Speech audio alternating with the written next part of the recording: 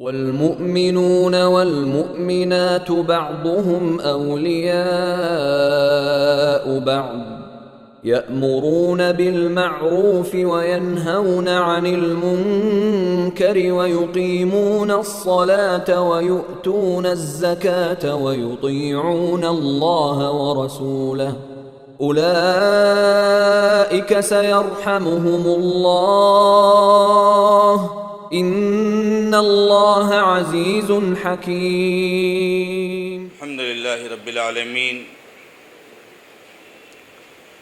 نحمده ونستعينه ونستغفره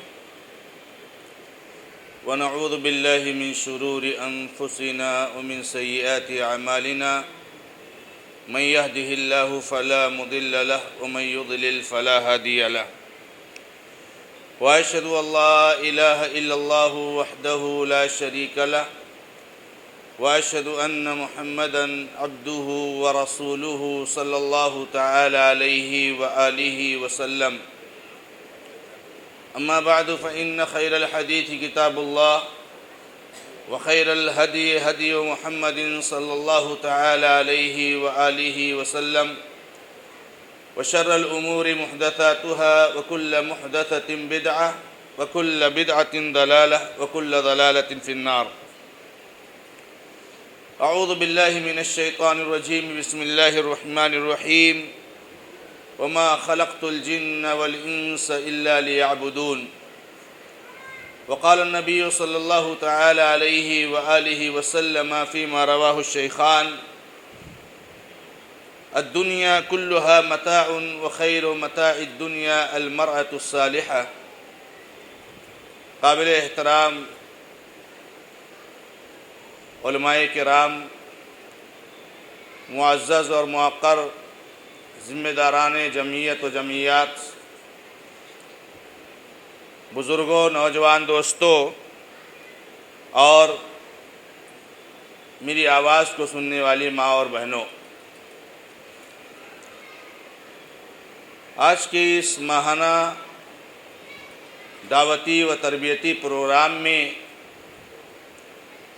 جو صوبائی جمعیت اہل حدیث ممبئی عظمیٰ کے زیر اہتمام منعقد ہو رہا ہے، مجھے آپ کے سامنے جس موضوع کی وضاحت کرنے کا حکم دیا گیا ہے وہ ایک نہایت ہی اہم موضوع ہے، اور وہ ہے خواتین کی دینی تربیت، اہمیت اور طریقہ کار۔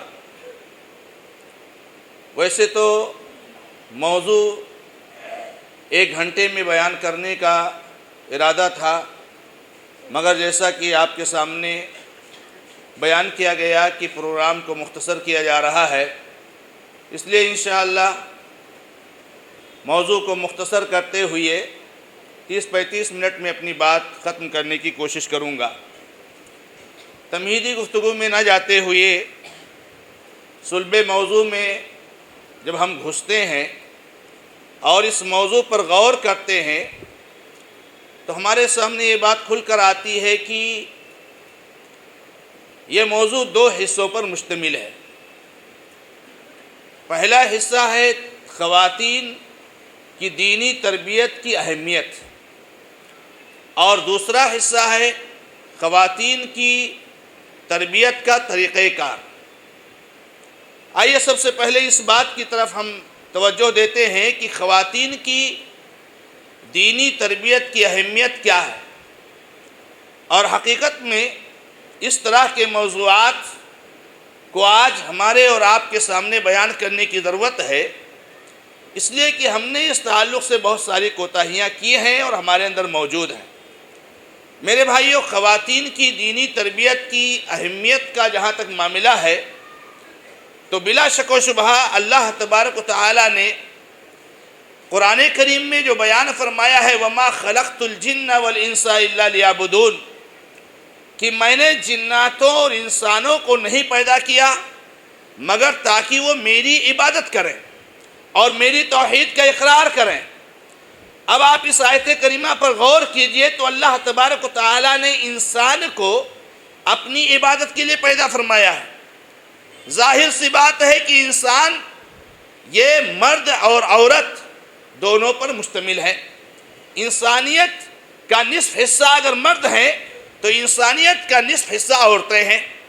تو جس طرح سے مردوں کو اس بات کی ضرورت ہے اور جس طرح سے مردوں کے لیے اس بات کی تاکید ہے کہ مردوں کو عبادت کی تفصیلات بتائی جائیں، عبادت کا طریقہ بتایا جائے، اللہ تبارک و تعالیٰ کی اطاعت کے بارے میں ان کو واضح و نصیحت کی جائے، بلا شک و شبہ اسی طرح سے خواتین کے لیے بھی ضرورت ہے کہ خواتین کو عبادت کی تفصیلات، توحید کیا ہے، اللہ تبارک و تعالیٰ نے ہمیں کیوں پیدا کیا ہے، کس طرح سے زندگی گزارنی چاہیے، یہ میرے بھائیوں ہم سے مطلوب ہے۔ اسی طریقے سے اللہ تبارک و تعالیٰ نے میرے بھائیوں اسلامی احکامات جو ہیں اور قرآن کریم میں اللہ تبارک و تعالیٰ نے جو مخاطب فرمایا ہے، یا ایھا الذین آمنوا اقیموا الصلاۃ وآتوا الزکاۃ، یا جو ہے جتنے بھی احکامات جو ہے قرآن کریم میں ہیں، اللہ کے نبی صلی اللہ علیہ وسلم کی حدیثوں میں ہیں، تو آپ کو سب کو معلوم ہے کہ اقیمو اور یہ آمنو اور یہ آتو، اس میں جس طرح سے مرد جو ہے داخل ہے اور اسی طریقے سے عورتیں بھی داخل ہے۔ اگر مردوں کو نماز پڑھنے کا حکم ہے تو عورتوں کو بھی نماز پڑھنے کا حکم ہے، اگر مردوں کو زکوٰۃ دینے کا حکم ہے تو عورتوں کو بھی زکوٰۃ دینے کا حکم ہے، اگر مردوں کو سود سے بچنے کا حکم ہے تو عورتوں کو بھی سود سے بچنے کا حکم ہے۔ تو قرآنی احکامات اور اسلامی تعلیمات اور اسلامی احکامات جہاں پر مردوں کے لیے ہیں، اور قرآن جہاں پر مردوں سے مخاطب ہے، اور قرآن جہاں پر مردوں کو کچھ چیزوں کا حکم دیتا ہے اور کچھ چیزوں سے منع کرتا ہے، وہیں پر قرآن کریم کے یہ احکامات، قرآن کریم کا یہ خطاب اور قرآن کریم کا کچھ چیزوں کا حکم دینا اور کچھ چیزوں سے روکنا خواتین کے لیے اور عورتوں کے لیے ہے۔ اسی طریقے سے میرے بھائیوں ایک بات یہ بھی سبھی جانتے ہیں کہ آج اگر ہم معاشرے اور سماج اور ماحول کو دیکھیں اور آس پاس کے اس پر اگر طائرانہ نظر ڈالیں، اور جو معاشرے میں فساد اور بگاڑ ہے میرے بھائیوں، ماحول میں جو فساد اور بگاڑ ہے میرے بھائیوں، تو آپ کو یہ چیز نظر آئے گی کہ شیطان اس فساد کے لیے اور اس بگاڑ کے لیے اور اس جو ہے کیا نام ہے فحاشی اور بے حیائی کے پھیلانے کے لیے، اور شیطان اللہ تبارک و تعالیٰ کی عبادت سے اور اللہ تعالیٰ کی توحید سے دور کرنے کے لیے خواتین کو مردوں سے زیادہ استعمال کرتا ہے۔ اسی لیے آپ کو آج کے فساد میں، آج کے بگاڑ میں میرے بھائیوں خواتین کا رول زیادہ نظر آئے گا، اور شیطان ان کو زیادہ ذریعہ بناتا ہے۔ اور آپ کو یہ بھی معلوم ہے، اور جیسا کہ روایتیں اس تعلق سے مروی ہیں کہ آدم علیہ السلام کو اللہ تبارک و تعالیٰ نے جب جنت میں اپنے ہاتھ سے بنانے کے بعد رکھا اور حوا کو ان کی پشت سے پسلی کی ہڈی سے پیدا کیا، اور جب ابلیس نے اس درخت کا پھل کھانے کے لیے آدم علیہ السلام کو اور حوا کو بہکانا شروع کیا، تو حوا نے پہلے اس کی بات کو تسلیم کیا، اور حوا کے کہنے سے پھر آدم علیہ السلام نے بھی اس درخت کے پھل کو کھایا۔ تو معاشرے میں اور سماج میں اور ہمارے سوسائٹی میں فساد اور بگاڑ کو پھیلانے کے لیے یہ شیطان خواتین کو، عورتوں کو، اگر ان کی دینی تربیت نہ ہو، اگر ان کو صحیح طریقے سے تعلیم نہ دی جائے تو شیطان ان کو استعمال کرتا ہے۔ اسی لیے اللہ کے نبی علیہ السلام نے سنن ترمذی کی روایت میں فرمایا المرأۃ عورۃ فإذا خرجت استصرفها الشیطان، یہ عورت یہ عورہ ہے، پردہ ہے، جب نکلتی ہے تو شیطان اس کو جھانکتا ہے اور اس کے پیچھے لگ جاتا ہے، اور کس طریقے سے اس کے ذریعے سے جو ہے فساد پیدا کرنا ہے یہ اس کوشش میں لگ جاتا ہے۔ اسی طریقے سے میرے بھائیوں خواتین کے بارے میں ہم اور آپ یہ حدیث سن چکے ہیں، اور بہت معروف اور مشہور حدیث ہے، اور جو میں نے آپ کے سامنے شروع میں بیان کیا کہ اللہ کے نبی علیہ السلام نے بیان فرمایا الدنیا کلھا متاع، دنیا پوری کی پوری کیا ہے؟ سامان ہے، ساز و سامان ہے، پونجی ہے۔ وَخَيْرُ مَتَاعِ الدُّنْيَا الْمَرْأَةُ الصَّالِحَةُ، اور دنیا کا سب سے قیمتی سامان نیک عورت ہے۔ یعنی اگر خاتون کی صحیح تربیت ہو جائے، اگر خاتون کی صحیح طریقے سے تعلیم ہو جائے، اور خاتون اگر اپنے اندر صالحیت پیدا کر لے، اپنے اندر تقوی پیدا کر لے، نیک بن جائے، تو دنیا کا سب سے بہترین سامان خاتون ہے، سب سے بہترین پونجی نیک عورت ہے۔ سب سے بہترین چیز اس دنیا میں جتنی بھی چیزیں ہیں اس میں مرد بھی ہیں، اس میں قیمتی سے قیمتی چیزیں بھی ہیں، مگر سب سے قیمتی چیز اور سب سے اچھی چیز اور سب سے بہترین متاع اس دنیا کا اللہ کے نبی علیہ السلام نے نیک عورت کو قرار دیا ہے۔ لیکن اگر یہی خاتون بگڑ جائے، اگر یہی خاتون شریعت سے دور ہو جائے، اگر یہی خاتون نماز سے دور ہو جائے، اگر یہی خاتون توحید سے دور ہو جائے، اگر یہی خاتون اللہ کی اطاعت سے دور ہو جائے، تو اللہ کے نبی علیہ السلام نے فرمایا ہے، امام مسلم رحمہ اللہ کی روایت کردہ حدیث ہے، ما ترکت علیکم فتنة اضر بعدی من النساء، اے لوگوں یاد رکھو میں نے اپنے بعد کوئی ایسا فتنہ نہیں چھوڑا ہے جو عورتوں سے بڑا فتنہ ہو۔ سوچئے، ایک طرف آپ عورت دنیا کا سب سے بہترین سامان اور دنیا کا سب سے بڑا فتنہ یہ عورت ہے، خاتون ہے۔ نبی صلی اللہ علیہ وسلم سب سے بہترین سامان ایک حدیث میں قرار دے رہے ہیں، اور دوسری حدیث میں دنیا کا سب سے بڑا فتنہ اللہ کے نبی علیہ السلام جو ہے کہ نام ہے عورت قرار دے رہے ہیں۔ اگر عورت کی تربیت ہو، اگر عورت کی تعلیم ہو، اگر عورت اللہ تبارک و تعالیٰ کی حقیقت کو پہچانے، اگر اللہ تبارک و تعالیٰ کی اطاعت کرے، تو وہ عورت دنیا کا سب سے بہترین سامان ہے۔ اور اگر عورت اللہ تبارک و تعالیٰ کے دین کو نہ پہچانے، اگر اس کی صحیح تربیت نہ ہو، اگر وہ اللہ تعالیٰ کی اطاعت نہ کرے، تو دنیا کا سب سے بڑا فتنہ اللہ کے حبیب محمد رسول اللہ صلی اللہ علیہ وسلم نے عورتوں کو قرار دیا ہے۔ اسی طریقے سے میرے بھائیوں، اللہ تبارک و تعالیٰ نے نبی علیہ السلام کے ذریعے سے ہم سب لوگوں کو ذمہ داری عطا فرمائی ہے، اور آپ جانتے ہیں وہ لمبی حدیث ہے جس میں اللہ کے نبی علیہ السلام نے فرمایا، بخاری مسلم کی روایت کردہ حدیث ہے۔ کیا وہ حدیث ہے میرے بھائیوں؟ اللہ کے نبی علیہ السلام نے فرمایا، اے لوگوں غور سے سن لو، تم میں سے ہر آدمی ذمہ دار ہے، تم میں سے ہر آدمی نگراں ہے، اور ہر آدمی سے اس کی نگرانی کے بارے میں پوچھا جائے گا۔ اس کی تفصیل نبی صلی اللہ علیہ وسلم نے کیا بیان فرمائی؟ فرمایا امام اعظم جو ہوتا ہے، جو امیر ہوتا ہے، جو حاکم ہوتا ہے، جو حکمران ہوتا ہے، وہ اپنی رعایا پر ذمہ دار ہے، اور اس کی ذمہ داری کے تعلق سے اس سے پوچھا جائے گا۔ اور نبی صلی اللہ علیہ وسلم نے فرمایا کہ جو مرد ہوتا ہے، یہ مرد اپنی بیوی پر، اپنے گھر پر اور اپنے بچوں پر ذمہ دار ہے اور نگراں ہے، اس کے تعلق سے اس سے پوچھا جائے گا۔ اور کیا فرمایا اللہ کے نبی علیہ السلام نے؟ وَالْمَرْأَةُ رَاعِيَةٌ عَلَىٰ أَهْلِ بَيْتِ زَوْجِهَا وَوَلَدِهِ وَهِيَ مَسْئُولَةٌ عَنْهَا۔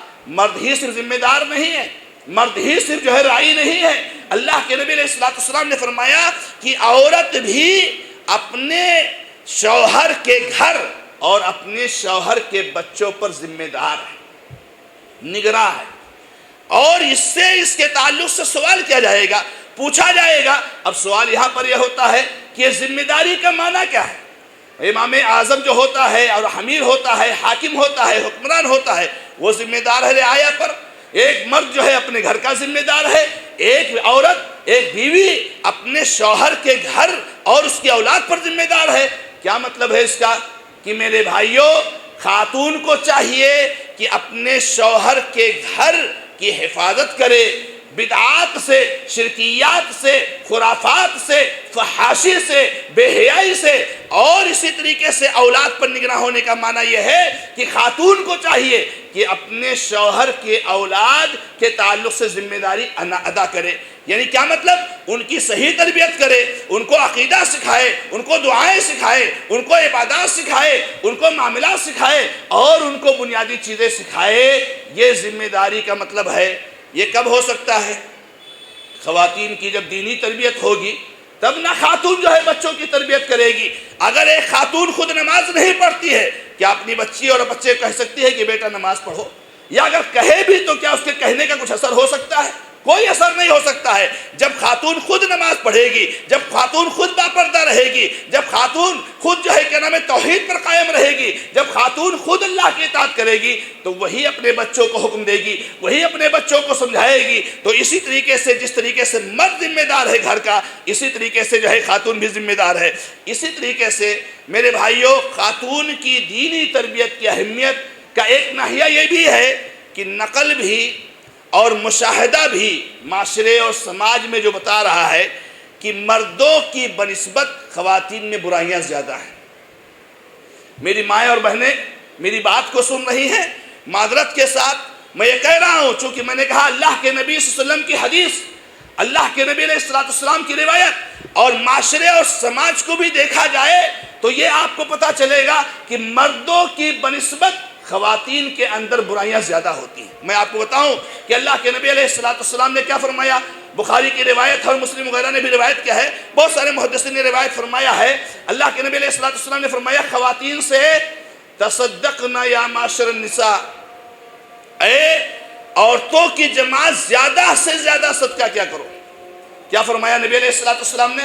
فَإِنِّي أُرِيدُكُنَّ أَكْثَرَ أَهْلِ النَّارِ، اس لیے کہ اے خواتین، برا ماننے کی کوئی ضرورت نہیں ہے، اے خواتین تم کو میں ایک حقیقت بتانا چاہتا ہوں کہ میں نے تم کو جہنم میں زیادہ دیکھا ہے، تم کو میں نے جہنم میں زیادہ دیکھا ہے۔ نبی علیہ السلام نے بیان فرمایا کہ اے عورتوں کی جماعت خوب صدقہ کیا کرو، صدقہ کرنے سے اللہ تبارک و تعالیٰ کا غصہ ٹھنڈا ہوتا ہے، صدقہ کرنے سے آپ کے گناہ مٹتے ہیں، صدقہ کرنے سے اللہ تبارک و تعالیٰ کی رحمت حاصل ہوتی ہے۔ اے عورتوں، اے خواتین کی جماعت خوب زیادہ صدقہ کیا کرو، کیونکہ مجھے دکھایا گیا ہے کہ تم جہنم میں زیادہ ہو، تو برائیاں زیادہ ہیں، خواتین جہنم میں بھی زیادہ جانے والی ہیں، جیسے کہ اللہ کے نبی علیہ السلام نے فرمایا۔ اور اس کی ایک وجہ یہ بھی ہے کہ خواتین کے بارے میں نبی علیہ السلام نے یہ بھی بیان فرمایا ہے کہ خواتین ناقصات عقل ہوتی ہیں، یعنی عقل میں کمی ہوتی ہے۔ اللہ کے نبی علیہ السلام نے بیان فرمایا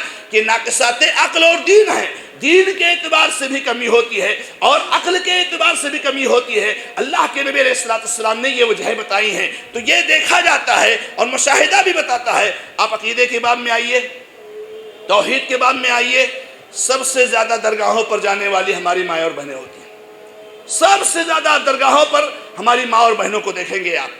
سب سے زیادہ گھر میں کوئی مصیبت آئی، کوئی پریشانی آئی، کوئی تکلیف آئی، کوئی مسئلہ ہوا تو سب سے پہلے آپ کو یہ چیز نظر آئے گی کہ ہماری مائیں اور بہنیں فرض سے اس کے تعلق سے فلاں کے پاس چلو، فلاں شرکیہ علاج کراؤ، فلاں طریقہ اختیار کرو، ہماری مائیں اور بہنیں اس میں پیش رہتی ہیں۔ تو یہ چیز ہم کو ہمارے سامنے ہے کہ عقیدے کے تعلق سے، نماز کے تعلق سے آپ دیکھیں گے جتنی خواتین نماز چھوڑتی ہیں اتنے مرد نہیں چھوڑتے ہیں۔ کتنی ہماری بہنیں ہیں کہ ماشاءاللہ گھر کا ماحول اچھا ہے مگر ہماری بہن نماز نہیں پڑھ رہی ہے، ہماری کوئی دینی بہن نماز نہیں پڑھ رہی ہے، اور جب نماز کے تعلق سے بات کی جاتی ہے، نماز کے تعلق سے گفتگو کی جاتی ہے، شیطان وسوسہ کے ڈالتا ہے کہ بچے ہیں، پتہ نہیں کپڑا پاک رہتا ہے کہ نہیں رہتا ہے۔ یہ بہت سی ہماری مائیں بہنیں کہتی ہیں، بہت ساری مائیں بہنیں کہتی ہیں اتنی مشغولیات رہتی ہے، یہ بچے کو اسکول بھیجنا، شوہر کے لیے کھانا بنانا، ان کی خدمت کرنا، گھر کی صفائی، ساری چیزیں یہ سب کرنا پڑتا ہے، وقت نہیں مل پاتا ہے۔ بہت ساری ہماری مائیں اور بہنیں شوہر کے جو ہے کیا نام ہے اطاعت کے چکر میں اور شوہر کی بات ماننے کے چکر میں شریعت کی مخالفت کر بیٹھتی ہیں۔ تو یہ چیزیں ہمیں نظر آ رہی ہیں کہ عقائد کے باب میں بھی اور اعمال کے باب میں بھی، اور اسی طریقے سے مصائب اور مشکلات کے وقت میں صبر کی کمی۔ آپ دیکھیے کسی کے گھر پہ انتقال ہو جائے تو آپ کو مردوں کی آواز نہیں آئے گی لیکن خواتین کی آواز آئے گی، رونے کی، چیخنے کی، چلانے کی۔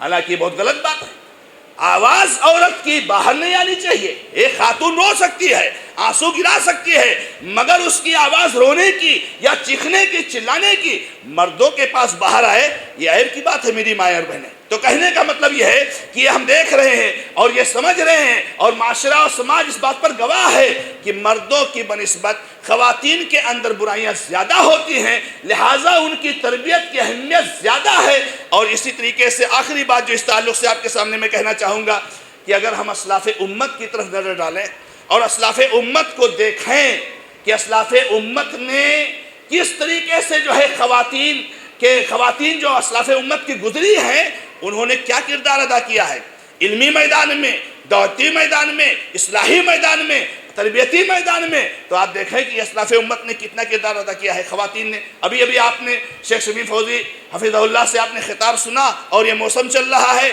اور آپ کے سامنے بات آئی، اسماعیل علیہ السلام کو اللہ تبارک و تعالیٰ نے ابراہیم علیہ السلام کو خواب میں دکھایا کہ اسماعیل کو ذبح کر رہے ہیں، حکم بھی نہیں آیا، خواب حکم ہوتا ہے نبی کے لیے، لیکن دیکھیے آپ غور کیجئے کہ اللہ تعالیٰ نے خواب میں دکھایا، ابراہیم علیہ السلام سمجھ گئے کہ مجھے ذبح کرنے کا حکم ہے۔ بیٹے سے کہا کہ یا بنی انی اری فی المنام انی اذبحک، میں نے خواب میں دیکھا ہے. یہ نہیں کرے کہ مجھے حکم دیا گیا ہے. دیکھیے کیا کرے ابراہیم کہ میں نے خواب میں دیکھا ہے کہ میں تم کو ذبح کر رہا ہوں. بیٹا سمجھ گیا. کیا سمجھ گیا؟ یا ابت افعل ما تؤمر، اے میرے ابا جو تم کو حکم دیا گیا ہے وہ کر ڈالو. اسماعیل نے کیا کہا؟ آپ کو جو حکم دیا گیا ہے، یعنی خواب میں جو آپ نے دیکھا ہے وہ آپ کو حکم دیا گیا ہے اور آپ کر ڈالیے. اور اسماعیل علیہ السلام نے کیا کہا؟ ستجدونی انشاءاللہ من الصابرین، انشاءاللہ آپ مجھے صبر کرنے والوں میں سے پائیں گے. یہ تربیت کس نے کی تھی؟ خاتون نے کی تھی. اس میں ابراہیم علیہ السلام تو تھے ہی نہیں، چھوٹے بچے تھے، مکہ کے بے آب و گیاہ چکیل میدان میں چھوڑ کر چلے گئے. اور جو ہے کیا نام ہے، اسماعیل کی یہ ذہن سازی اور اسماعیل کی تربیت کہ سال گزرا، 2 سال گزرا، تھوڑا جب چلنے کے لائق ہوئے، اللہ تبارک و تعالیٰ کا حکم آ گیا فَلَمَّا بَلَغَ مَعَهُ السَّعْيَ، جب وہ ان کے ساتھ چلنے کے لائق ہو گئے اللہ تعالیٰ نے حکم دے دیا ذبح کر دو. یہی حاجر ہے میرے بھائیوں. ابراہیم علیہ السلام جب یہاں پر لے کر کے آئے تھے مکہ میں اور حاجر کو چھوڑ کر اسماعیل کے ساتھ جانے لگے. امام بخاری رحمہ اللہ نے اس واقعے کو بڑی تفصیل کے ساتھ نقل فرمایا ہے کہ آئے تھوڑا سا کھجور ایک تھیلے میں اور جو ہے کیا نام ہے حاجر کو اسماعیل کے ساتھ چھوڑ دیا، جانے لگے. حاجر نے دیکھا یہ کیا، یہ جا رہے چھوڑ کر، دوڑتے ہوئے آئے، بولے کیا آپ ہم کو چھوڑ کر جا رہے ہو، کہاں جا رہے ہو؟ ابراہیم علیہ السلام کچھ نہیں بول رہے، آگے بڑھ گئے. اور آگے آتی ہے حاجر کہ آپ ہم کو چھوڑ کر کہاں جا رہے ہو؟ کچھ جواب نہیں ملتا ہے. تیسری بار آ کے بولتی ہیں کہ کیا اللہ نے اس کا حکم دیا ہے کہ آپ ہم کو چھوڑ کر جا رہے ہو؟ کہا ابراہیم علیہ السلام نے کہ ہاں اللہ نے حکم دیا ہے. کیا اس خاتون کی زبان سے نکلتا ہے؟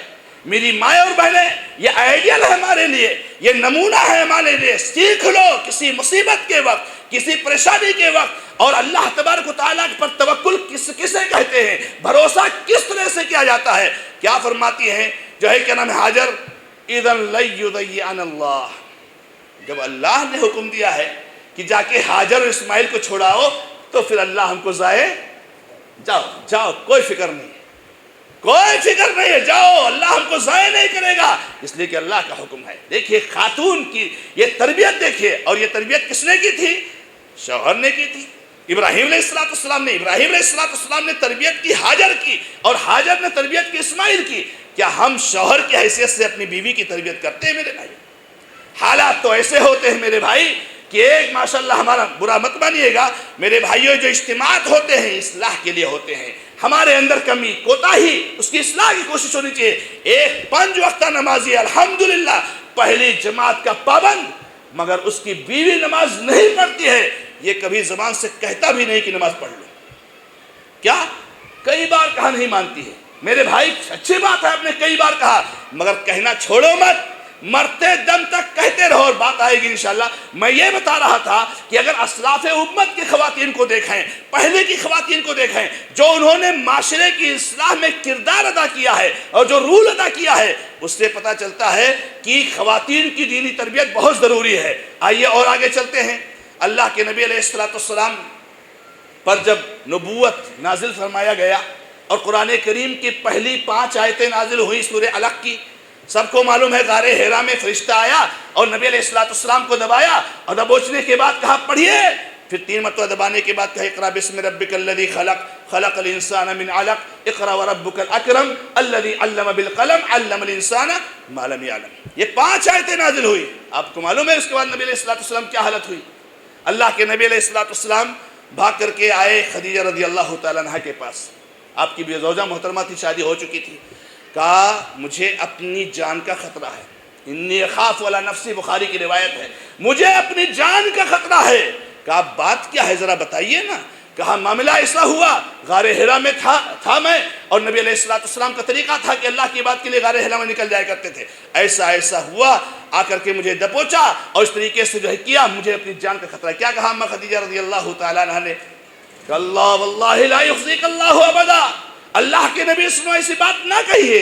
نبی ہے اللہ کے نبی علیہ السلام، نبی بنا دیے گئے ہیں. اب خدیجہ رضی اللہ تعالیٰ عنہ اللہ کے نبی علیہ السلام کو سنبھال رہی ہے. بتائیے کتنا بڑا رول ہے ایک خاتون کا، جو ہے کیا نام ہے کسی مصیبت کے وقت میں کسی کو سنبھالنے کا اور کسی کو جو ہے کیا نام ہے اطمینان دلانے کا. کہتی کلا واللہ لا یخزیک اللہ ابدا، اے اللہ کے نبی صلی اللہ علیہ وسلم ہرگز نہیں، اللہ کی قسم اللہ تعالیٰ آپ کو رسوا نہیں کرے گا. سبحان اللہ. اللہ کے نبی علیہ السلام کہہ رہے ہیں مجھے اپنی جان کا ڈر ہے، تھر تھر کانپ رہے ہیں، زملونی زملونی زملونی، مجھے چادر اڑا دو، چادر اڑا دو، مجھے اپنی جان کا ڈر ہے، مجھے خطرہ ہے کہ میری جان چلی جائے گی۔ کیا ایک خاتون کہتی کلا واللہ لا یخزیک اللہ ابدا، ہرگز نہیں، اللہ کی قسم کھا کر کہتی ہوں اللہ تعالیٰ آپ کو ضائع نہیں کرے گا، رسوا نہیں کرے گا۔ کیوں نہیں کرے گا بھائی؟ دیکھیے فقہ دیکھیے ان کا، اور ان کی باریک بینی دیکھیے آپ، اور ان کا جو ہے کیا نام ہے درک دیکھیے۔ کیا کہتی ہیں؟ آپ کیا کرتے ہو؟ مہمانوں کی مہمان نوازی کرتے ہو، آپ رشتہ داری کو جوڑتے ہو، آپ غریبوں کے کام آتے ہو، آپ محتاجوں کی ضرورت پوری کر دیتے ہو، آپ بوجھ اٹھانے والے کے بوجھ کو اس کے گھر تک پہنچا دیتے ہو۔ یہ آپ کی صفات ہیں، یہ آپ کی خوبیاں ہیں، یہ آپ کی زندگی ہے، یہ آپ کے اعمال ہے۔ ایسے آدمی کو اللہ تعالیٰ ضائع کر سکتا ہے، ایسے آدمی کو اللہ تعالیٰ رسوا کر سکتا ہے، سبحان اللہ۔ تو میں کہہ رہا تھا، اور آگے آپ آئیے، بہت سارے میرے مثالیں یہاں پر لکھی تھی، آپ علمی ناحیے سے جائیں گے تو بہت سارے آپ کو واقعات ملیں گے، اور اسی طریقے سے عائشہ رضی اللہ تعالیٰ عنہا وغیرہ کے بہت سارے واقعات ہیں۔ کہنے کا مطلب یہ ہے کہ خواتین نے جو ماضی میں رول ادا کیا ہے، اور خواتین کا جو معاشرے کی اصلاح میں حصہ رہا ہے، چاہے علمی ناحیے سے ہو، چاہے دعوتی ناحیے سے ہو، ہر طرح سے جو ان کا حصہ رہا ہے، یہ اس بات کا متقاضی ہے کہ خواتین کی دینی تربیت کی سخت ضرورت ہے۔ اسی طریقے سے میرے بھائیوں، خواتین کے تعلق سے ایک بات اور آپ کے سامنے رکھ دوں کہ یہ بات بھی ہے کہ اللہ تبارک و تعالیٰ نے خواتین کے بارے میں جو میں نے کہا، دیکھیے جو اولاد ہوتی ہے، یا شوہر جو ہوتا ہے، یا باپ جو ہوتا ہے، اولاد کی تربیت میں جو کردار خاتون ادا کر سکتی ہے وہ باپ نہیں ادا کر سکتا ہے۔ یہ آپ یاد رکھیے، جو کردار آپ کے بیٹے کی، آپ کی بیٹی کی تربیت میں آپ کی بیوی یعنی اس بیٹے اور بیٹی کی ماں ادا کر سکتی ہے، میرے بھائی ہم اور آپ نہیں ادا کر سکتے۔ کیوں نہیں ادا کر سکتے ہیں؟ کیونکہ ہمارا زیادہ وقت باہر گزرتا ہے، ہمارا زیادہ وقت روزی روٹی کے لیے جانا اور معاش کے سلسلے میں بھاگ دوڑ کرنا، مسائل ہے، دوسری چیزیں ہیں، تقاضے ہیں، آدمی گھر سے باہر۔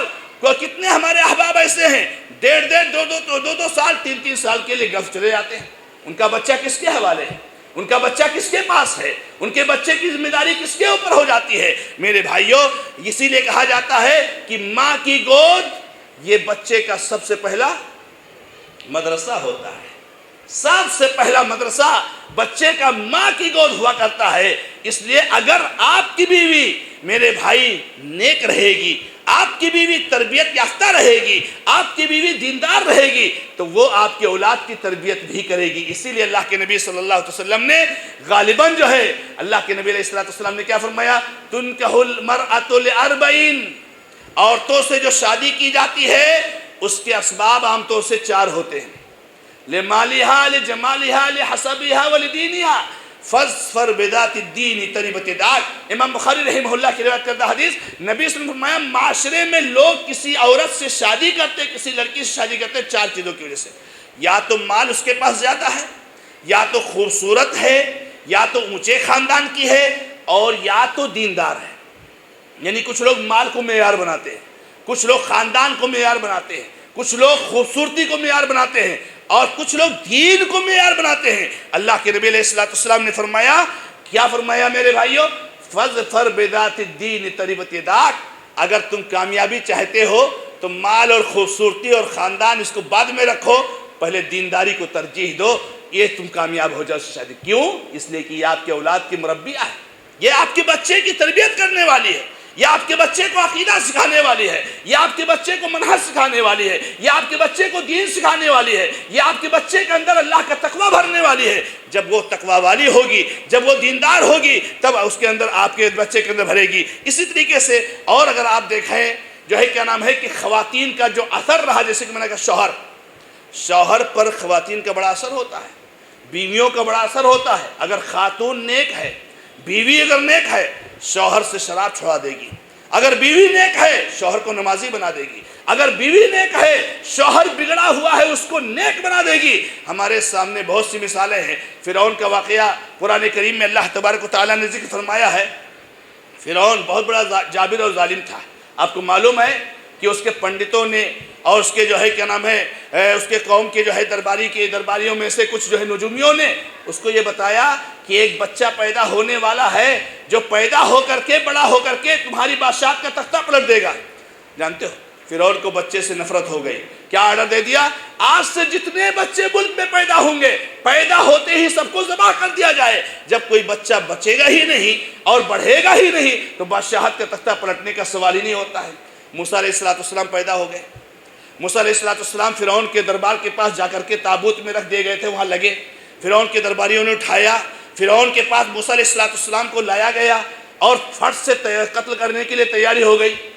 فرعون کی بیوی آسیہ رحمہ اللہ بہت نیک خاتون تھی، اللہ تعالیٰ نے ان کی مثال دی ہے، ضرب اللہ مثل للذین آمنوا امرأۃ فرعون، اللہ تعالیٰ نے مومنوں کے لیے فرعون کی بیوی کی مثال بیان کی۔ بڑی نیک عورت تھی، اکیلی معاہدہ جو ہے کہ اس گھر میں تھی، اللہ کی توحید کا اقرار کرنے والی۔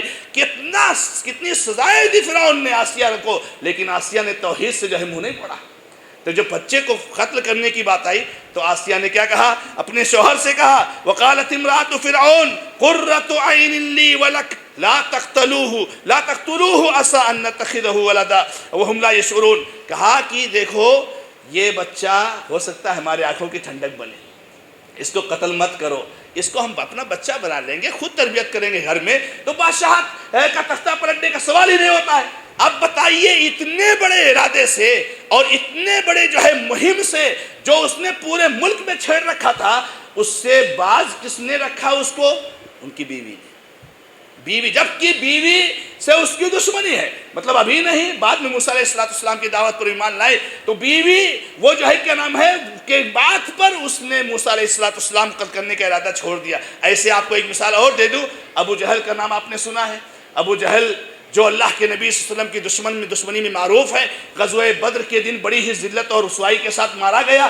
ابو جہل کا ایک بیٹا اکرمہ نام کے تھے، صحابی، بہت بڑے صحابی ہیں، مگر اکرمہ رضی اللہ تعالیٰ عنہ پہلے اسلام نہیں لائے تھے۔ اکرمہ رضی اللہ تعالیٰ عنہ کی بیوی ام سلیم بہت نیک خاتون تھی، وہ اسلام لے آئے، اور اسلام لانے کے بعد اکرمہ بن ابی جہل نے کئی بار کوشش کی کہ اپنی بیوی سے ملاقات کر لیں، لیکن وہ الگ ہو گئی، لیکن شوہر کو دعوت دیتی رہی، سمجھاتی رہی، توحید کا درس دیتی رہی۔ ایک وقت ایسا آیا کہ اس دنیا میں اسلام کی سب سے زیادہ دشمنی کرنے والا شخص ابو جہل کا بیٹا اکرمہ اسلام لے آیا۔ کس کی کوشش سے؟ بیوی کی کوشش سے میرے بھائیوں۔ اسی طریقے سے ام سلیم ہی کا واقعہ ہے کہ جب ابو طلحہ رضی اللہ تعالیٰ عنہ نے ان کو پیغام دیا شادی کرنے کے لیے، ابو طلحہ بھی اس وقت اسلام نہیں لائے تھے۔ دیکھیے آپ، ابھی اس پیغام سے ملا ہے، ہماری بہت ساری مائیں بہنیں، ہماری بہنیں جن کو پیغام آتا ہے نکاح کا، وہ اپنے بہت سارے منگیتر کو جو نکاح کا پیغام دینے والے ہیں بہت ساری برائیاں چھوڑوا سکتی ہیں۔ ہاں تم سے میں شادی کروں گی لیکن اس شرط پہ کہ تم شرک چھوڑ دو، تم سے میں شادی کروں گی لیکن اس شرط پر کہ تم نماز پڑھنا شروع کر دو، میں تم سے شادی کروں گی اس شرط پر کہ تم یہ چیز چھوڑ دو۔ آپ سنیے اس واقعے کو، ام سلیم رضی اللہ تعالیٰ عنہ کو جب ابو طلحہ نے پیغام دیا نکاح کا تو کیا کہتی ہیں؟ انہ لا ينبغي لي ان اتزوج مشرکا، اور یہ نہیں کہا اے ابو طلحہ آپ جیسے لوگوں کا نکاح کا پیغام رد نہیں کیا جانا چاہیے، آپ جیسے لوگوں کا پیغام نکاح رد نہیں کیا جانا چاہیے، مگر آپ مشرک ہو اور میں مومنہ عورت ہوں، میرے لیے مناسب نہیں، جائز نہیں کہ میں کسی مشرک سے شادی کروں۔ اگر تم مجھ سے شادی کرنا چاہتے ہو تو اے ابو طلحہ سن لو، تم اسلام میں داخل ہو جاؤ اور یہی میری مہر ہوگی۔ سبحان اللہ، تمہارا اسلام میں داخل ہونا ہی میری مہر ہو جائے گی، مجھے کوئی پیسہ نہیں چاہیے، مجھے کوئی سونا نہیں چاہیے۔ ہماری مائیں اور بہنیں اور آج ہماری بچیوں کے سرپرست جب کوئی پیغام آتا ہے، بچہ نمازی ہے، بچہ توحید والا ہے، بچہ جو ہے کیا نام ہے اخلاق والا ہے، اس سے قطع نظر اتنا سونا چاہیے، اتنی مہر چاہیے، دے پاؤ گے کیا آپ؟ ہاں میں دے دوں گا 10 تولہ سونا، ٹھیک ہے آپ لے جاؤ۔ مشرک آدمی ہے، 10 تولہ سونا دیتا ہے تو ہم اپنی بچی کو دے دیتے ہیں۔ یہاں دیکھ رہے ہو، یہ خاتون ہے، یہ عورت ہے، یہ صنف نازک ہے، منگیتر کو جس نے پیغام دیا ہے نکاح کو، انہوں نے کہا تم مشرک ہو، اور آپ جیسی شخصیت کا پیغام نکاح رد نہیں ہونا چاہیے، مگر چونکہ مشرک ہو اس لیے میں تم سے شادی نہیں کر سکتی، اگر تم مجھ سے شادی کرنا چاہتے ہو تو اسلام لے آؤ اور یہی میری مہر ہوگی۔ اور ابو طلحہ اسلام لے آئے، شادی کر لیے۔ ثابت بن سلیم ایک تابعی ہے، کہتے ہیں اتنا مبارک نکاح میں نے نہیں سنا ہے کہ کسی کا اسلام کسی کی مہر بنا، سبحان اللہ۔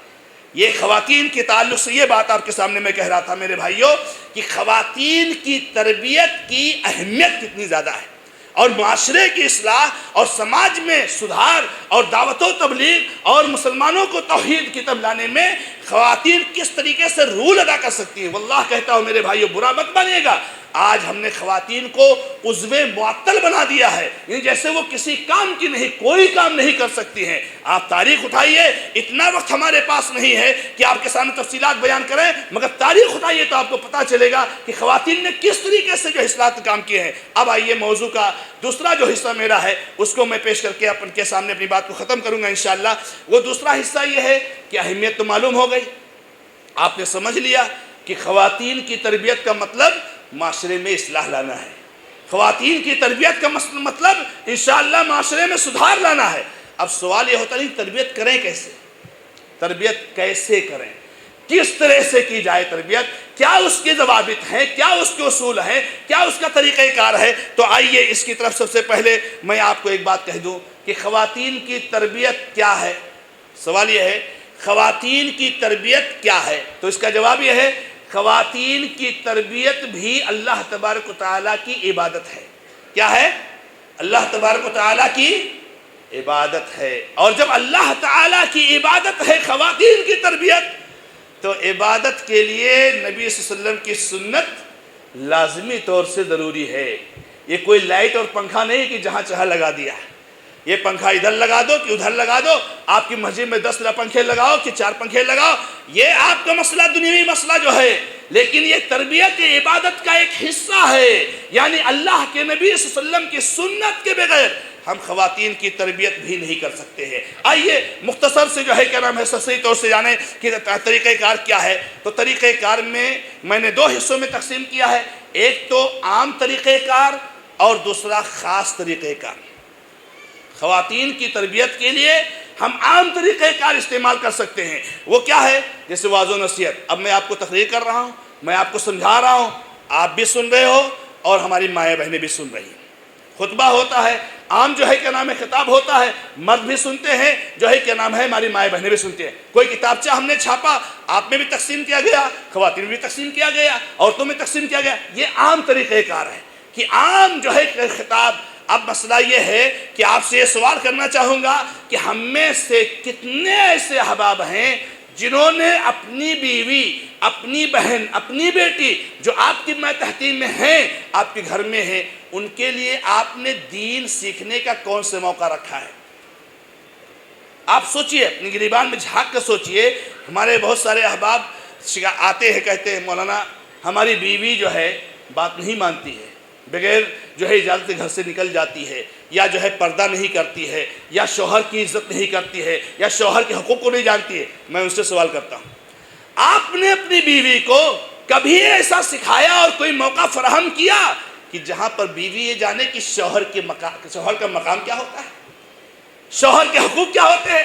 ارے اللہ کے بندے، جب بیوی کو معلوم ہوگا کہ شوہر کے حقوق کیا ہے تب نہ بیوی حقوق کو ادا کرے گی۔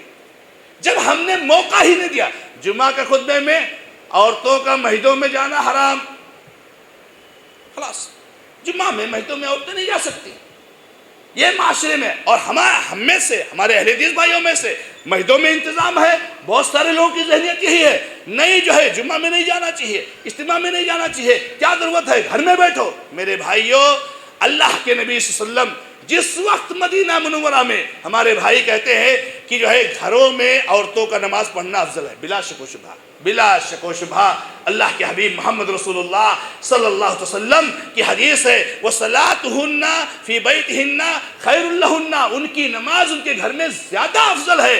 مگر ذرا آپ سوچو کہ اللہ کے نبی صلی اللہ علیہ وسلم نے جس مسجد نبی میں حدیث بیان کی ہے اور جس وقت آپ نے حدیث بیان فرمائی ہے، عورتوں کی بھیڑ لگی رہتی تھی مسجد نبی میں نماز پڑھنے کی، کیا ان کو زیادہ ثواب نہیں چاہیے تھا؟ ان کو افضل پر عمل کرنے کی ضرورت نہیں تھی؟ صحابہ کرام کی بیوی آ رہی ہے، صحابہ کرام کی بیٹی آ رہی، نبی صلی اللہ علیہ وسلم کی حدیث موجود ہے، مگر عورتیں آ رہی ہے، لائن لگی ہوئی ہے، بھیڑ لگی ہوئی ہے، اور جو ہے نبی صلی اللہ علیہ وسلم کا خطبہ سن رہی ہے، دس درست سن رہی. کیوں؟ میرے بھائی یہاں مسجد میں صرف ہم نماز پڑھنے نہیں آ رہے. سمجھ رہے ہیں آپ؟ اگر آپ نماز پڑھنے کا صرف مسئلہ ہے، مان لو ظہر کی نماز میں درس نہیں ہوتا ہے، ظہر کی نماز میں مسجد میں درس، کوئی بات نہیں، خاتون گھر میں نماز پڑھے، درس نہیں ہوتا ہے، عصر میں درس ہوتا ہے، فجر میں درس ہوتا ہے، جمعہ کا خطبہ ہوتا ہے. ایک خاتون کو آنا چاہیے تاکہ وہ دین سیکھے، دین سمجھے، اور ہم کو فراہم کرنا چاہیے موقع. تو خواتین کے لیے، خواتین کی تربیت کا طریقہ کار میں سب سے پہلی بات یہ ہے کہ عام جو مواقع ہیں ہم ان کو فراہم کریں، ان کو جمعہ کے لیے آنے دیں، ان کو اجتماعات میں آنے دیں، ان کا صحیح طریقے سے انتظام ہو، اور ان کو کتابچے دیں، ان کو سیڈیاں دیں، ان کو جو ہے دینی بیانات فراہم کریں. جب وہ سیکھیں گی موضوع کے حساب سے، انشاءاللہ یہ دیکھا گیا ہے کہ خواتین نرم دل ہوتی ہیں، اور خواتین کے اندر جب علم آتا ہے، اور خواتین جب اللہ تبارک تعالیٰ کے احکامات کو سنتی ہیں تو وہ روتی ہیں اور نرم دل کے ہوتی ہیں، اور وہ اس پر عمل کرتی ہیں. میرے بھائیوں، آج میں نے جو کہا آپ کو خواتین، اسی لیے میں نے آپ کو کہا کہ نبی صلی اللہ علیہ وسلم نے فرمایا کہ عورت سب سے اچھی چیز ہے، اگر اس کی تربیت کی جائے، اس کو تعلیم دی جائے، دنیا کا سب سے قیمتی سامان ہے. لیکن اگر وہ علم سے دور ہے، جہالت کے اندھیرے میں ہے، تو سب سے بڑا فتنہ ہے. تو یہ تو سب سے پہلا کہ عام مواقع فراہم کرے. سب سے دوسری بات، خاص طریقہ کار، یعنی ایک تو عام مردوں کے ساتھ خواتین بھی، دوسرا اسپیشل خواتین کے لیے ہمیں تربیت کا طریقہ کار اختیار کرنا چاہیے. کیا کرنا چاہیے؟ اللہ کے نبی علیہ السلام نصیحت کرتے تھے. ایک خاتون نے کہا، اللہ کے نبی صلی اللہ علیہ وسلم آپ مردوں کو روزانہ نصیحت کرتے ہیں اور مرد رہتے ہیں، ہم سوال نہیں پوچھ پاتے یا بہت ساری تفصیلات نہیں پوچھ پاتے، ایک دن اگر خاص کر دیتے ہمارے لیے اسپیشل صرف عورتوں کے لیے تو بڑا اچھا ہوتا ہے. نبی صلی اللہ علیہ وسلم نے کہا ٹھیک ہے، اچھی بات، فلاں دن تم عورتیں آیا کرو، ہم تم کو جو ہے خاص جو ہے نصیحت کریں گے. مرد اس وقت نہیں، خصوصی طور سے. یعنی کیا پتہ چلا؟ عورتوں کے لیے خصوصی اجتماعات کا انعقاد، عورتوں کے لیے خصوصی اجتماعات کا انعقاد، عورتوں کے لیے خصوصی پمفلیٹ، کتابچے چھاپے جائیں، خواتین کو تقسیم کیے جائیں، خواتین کے مسائل سے متعلق، خواتین کو امور سے متعلق، اور توحید اور دیگر باتوں سے متعلق. آج ایک بہت بڑا مسئلہ یہ ہو گیا ہے، ہمارے بہت سارے احباب سمجھتے ہیں کہ خواتین کو خصوصی نصیحت کرنے کے لیے یا خواتین کو خصوصی طور سے دین سکھانے کے لیے عورتیں ہی چاہیے، عورتیں ہی چاہیے. میرے بھائی ایسا نہیں ہے، ایسا نہیں ہے. عورت ہے معاشرے میں، سماج میں عالمہ ہے، دین کی تعلیم دیتی، بہت اچھی بات ہے. ورنہ اللہ کے نبی علیہ السلام کے موجودگی میں عائشہ رضی اللہ تعالیٰ عنہ، ام سلمہ، حفصہ، یہ سب عالمات تھی، مگر نبی علیہ السلام نے نہیں کہا کہ تم لوگوں کو بیان عائشہ دیا کریں گی، تم لوگوں کو بیان حفصہ دیا کریں گی. نبی صلی اللہ علیہ وسلم بیان دیا کرتے تھے، مسائل آ کر کے نبی صلی اللہ علیہ وسلم سے پوچھا کرتی تھی، اور بعد کے ادوار میں بھی زیادہ تر مسائل میں رجوع خواتین مردوں کی طرف فرماتی تھی. تو یہ ضروری نہیں ہے. اب کیا ہوتا ہے، آج کل بہت سسٹر کا سلسلہ شروع ہو گیا، عالمہ بھی نہیں ہے، توحید بھی نہیں معلوم، منہج بھی نہیں معلوم، عقیدہ کیا کچھ نہیں پتا. ہاں لے آؤ، کسی بھی عورت کو لاؤ، بٹھا دو، اور جو ہے کیا نام ہے، ہماری سسٹر آئی ہوئی ہے، وہ آج بیان دیں گی. یہ فتنہ ہے. جہاں برادرز کا فتنہ ہے وہیں سسٹر کا فتنہ شروع ہو گیا ہے. ایک شخص کو منہج نہیں معلوم ہے، عقیدہ نہیں معلوم ہے. میں کہتا ہوں یہ جو بغیر سند کے اور بغیر جو ہے علماء کی اجازت کے بغیر تقاریر کرتے ہیں، ان کے پاس کس نے جو ہے اجازت دی کہ آپ تقریر کرو؟ کس نے اجازت دی کہ آپ لوگوں کے اندر بیانات دو؟ یہ آپ کو حق نہیں پہنچتا ہے کہ عام لوگوں میں آپ بیانات دو. ہاں کوئی حدیث آپ کو معلوم ہے، آپ انفرادی طور سے جس کو بتا سکتے ہو بتاؤ. اس لیے سب سے اہم چیز یہ ہے کہ جس خاتون کو آپ تربیت کر رہے ہیں اس کو آپ کس کو تربیت کرنے کے لیے آئے ہیں. اگر عالمہ موجود ہے، منہج کی صحیح عورت ہے، عقیدے والی عورت ہے، الحمدللہ اچھی بات ہے. نہیں ہے تو کوئی بات نہیں، امام مسجد ان کو نصیحت کر سکتا ہے، امام مسجد ان کے سوالات کے جوابات دے سکتا ہے، امام مسجد ان کو دین سکھا سکتا ہے، کوئی حرج کی بات نہیں ہے. لیکن آج فتنے سے بچنا بہت ضروری ہے. اسی طریقے تو میں نے کہتا خاص طریقہ کار کہ خواتین کے لیے عام نصیحت، واضح و نصیحت، پمفلیٹ، کتابچے اور اجتماعات، اسی طریقے سے خواتین کے لیے مدارس کا قیام، جامعات کا قیام، قیام، اسی طریقے سے جو ہے کیا نام ہے ان کے لیے جو ہے کیا نام ہے خواتین میں کچھ ایسی ترتیب بنائی جائے کہ انفرادی ملاقات ہو، ہماری کچھ خواتین ہوں جو گھروں میں جائیں، خواتین سے ملاقات کریں، توحید کے بارے باتیں بتائیں، نماز کے لیے نصیحت کریں. یہ طریقہ اپنایا جا سکتا ہے اور یہ طریقہ عام خواتین کے لیے ہے. اس کے علاوہ خواتین میں دعوت و اصلاح کا مطلب جو ہے یہ ہے. اس کے بعد ضرورت پڑنے پر، اگر ضرورت پڑے تو جو ہے کیا نام ہے خواتین پر سختی بھی کی جا سکتی ہے. سختی کی جا سکتی ہے مطلب کس طرح سے؟ یعنی ان کو بائیکاٹ کیا جا سکتا ہے. جیسے مان لیجئے معاشرے اور سماج میں کوئی خاتون ہے شرک کو پھیلاتی ہے، کوئی خاتون ہے بدعت کو پھیلاتی ہے، کوئی خاتون ہے فحاشی کو پھیلاتی ہے.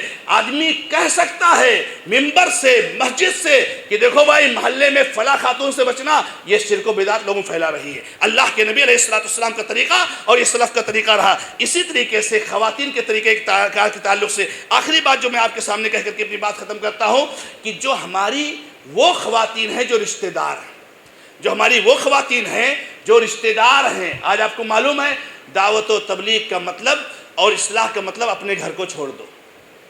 دعوت و تبلیغ کا مطلب اور اصلاح کا مطلب اپنے گھر کو چھوڑ دو. سب سے پہلی ذمہ داری ہماری بنتی ہے کہ ہم اپنے گھر والوں کو، رشتہ داروں کو ڈرائیں، رشتہ داروں کو واضح و نصیحت کریں. ان میں خواتین بھی آتی ہیں. اللہ تعالیٰ نے فرمایا وَأَنذِرْ عَشِيرَتَكَ الْأَقْرَبِينَ، اللہ کے نبی علیہ السلام اپنے قریبی رشتہ داروں کو ڈرائیے. ہماری بہن ہے، ہماری بھانجی ہے، ہماری بھتیجی ہے، ہماری خالہ ہے، ہماری دادی ہے، ہماری پھوپھی ہے، ہماری فلاں ہے. یہ جو ہے وہ خواتین ہیں جو ہماری محرم جن کے لیے محرم ہے. آپ ان کو نصیحت کر سکتے ہو، آپ ان کو سمجھا سکتے ہو. یہ ایک طریقہ اپنایا جائے. اور اسی طریقے سے جو ہے کیا نام ہے کچھ دوسری وہ خواتین ہیں جو ہماری ماتحتی میں. ماتحتی مطلب کیا ہے؟ ہماری بیوی، ہماری بیٹی، یہ ہماری ماتحتی میں. اب بیوی اگر کوئی غلطی کرے تو ایک شوہر کو بیوی کو سمجھانا چاہیے. سمجھانے کے بعد تھوڑی سختی کرنی چاہیے، ڈانٹنا چاہیے. آپ کو معلوم ہے عبداللہ بن مسعود رضی اللہ تعالیٰ عنہ کا واقعہ ہے. ابو داؤد رحمہ اللہ نے اپنی سنن میں روایت فرمایا ہے کہ عبداللہ بن مسعود رضی اللہ عنہ کی بیوی کے گلے میں کچھ دھاگا نظر آیا. گلے میں کچھ دھاگا نظر آیا. اس کو اپنے ہاتھ سے کاٹ کر پھینکا اور کہا یہ کیا؟ ابن مسعود کے گھر میں یہ دھاگا، یہ تم کہاں سے لے کر کے آئی؟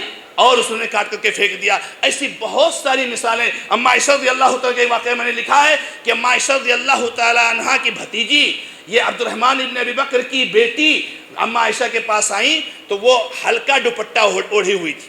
ہلکا دوپٹہ اوڑھی ہوئی تھی. ہلکا دوپٹہ اوڑھ کر کے آئیں جس سے جو ہے ان کا اندر کا کپڑا یا گریبان دکھ رہا تھا. اما عائشہ نے دوپٹہ لیا، چیر دیا اس کو، پھاڑ دیا اس کو اور کہا یہ کون سا کپڑا تم پہنی ہوئی؟ اور اس کے بعد ایک موٹا دوپٹہ دیا، موٹی اوڑھنی دی اور ان کو اڑھایا. یعنی کیا مطلب یہ ہے کہ ہمارے ماتحتی میں میری بیوی نماز نہ پڑھے؟ ارے ممکن ہے یہ؟ میری بیوی نماز نہ پڑھے یہ ممکن ہے؟ آپ ذرا سوچو کہ آپ کی بیوی نماز نہ پڑھے. آپ کی بیوی کو سمجھائیے، آپ کی بیوی کو اللہ کا خوف دلائیے، آپ کی بیوی کو اللہ عذاب جہنم سے ڈرائیے، نصیحت کیجئے. اور نصیحت سے نہ مانے تو اللہ کے نبی علیہ السلام نے سختی کا بھی راستہ اپنایا ہے. کیا نبی علیہ السلام نے فرمایا مروا اولادکم بالصلاۃ وهم ابناء سبع واضربوهم علیہا لعشر وفرقوا بینہم بالمضاجع. اپنی اولاد کو نماز کا حکم دو کتنے سال پہ؟ 7 سال پہ. اور 10 سال کے ہو جائے تو کیا کرو؟ مارو. ہمارے بھائی کہتے ہیں بچوں کو مارنا نہیں چاہیے. ہاں نبی صلی اللہ علیہ وسلم کہے مارو اور آپ کو مارنا نہیں چاہیے. آپ زیادہ رحمت والے ہو، آپ زیادہ شفقت والے ہو یا محمد رسول اللہ صلی اللہ علیہ وسلم ہے. فرما رہے ہیں 7 سال کا حکم ہو جائے تو نماز پڑھنے کے لیے کہو. 10 سال کا بچہ حکم ہو جائے اگر نہیں پڑھتا ہے، آنا کا نہیں کرتا ہے، اس کو مارو، اس کو مارو. نبی علیہ السلام نے فرمایا. اب اگر آپ کو میں بچوں کو کبھی مارتا نہیں تربیت کر سکتے ہو، نہیں کر سکتے ہو میرے بھائیوں. تو یہ سب نبوی طریقے ہیں، نبوی اسلوب ہیں جن کو اپنانا ہمارے لیے بہت ضروری ہے. دیکھو اسلام میں واضح و نصیحت ہے، اسلام میں وعید بھی ہے اور وعد بھی ہے. جہاں پر جنت کی نعمتوں کے وعدے ہیں کہ اگر اللہ کی اطاعت کرو گے تو یہ ملے گا، وہیں پر جہنم کی وعید بھی ہے. اگر نہیں مانو گے تو اللہ تعالیٰ نے یہ سزائیں تیار کر رکھی ہیں، اللہ نے یہ عذاب تیار کر رکھا ہے. اس لیے میرے بھائیوں طریقہ کار میں یہ بات خلاصہ کے طور پر آئی کہ عام خواتین کو نصیحت کیجئے، اپنی رشتہ دار خواتین کو خصوصی اہتمام کے ساتھ سمجھائیے اور ان کے لیے مواقع فراہم کیجئے، اور جو آپ کی ماتحتی میں خواتین ہیں، بیٹی اور بیوی، ان کو خاص طور سے شریعت اسلامیہ کا پابند بنائیے کہ اللہ کے نبی علیہ السلام کے زمانے میں ایسا نہیں ہوتا تھا کہ ایک مرد نمازی اور اس کی بیوی بے نمازی۔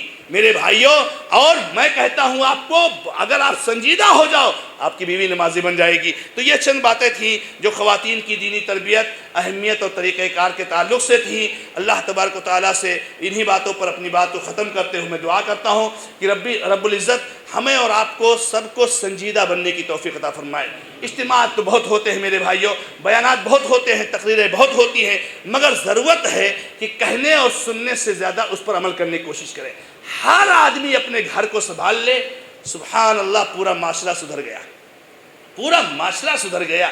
اپنی بیوی کو، بیٹی کو، بیٹے کو میں سنبھال لو، پورا معاشرہ سنبھال گیا میرے بھائیوں۔ اس لیے ضرورت ہے کہ آپ سب ذمہ دار ہو، ہر آدمی اپنے گھر پر ذمہ دار ہے، اس کے تعلق سے جواب دہ ہے۔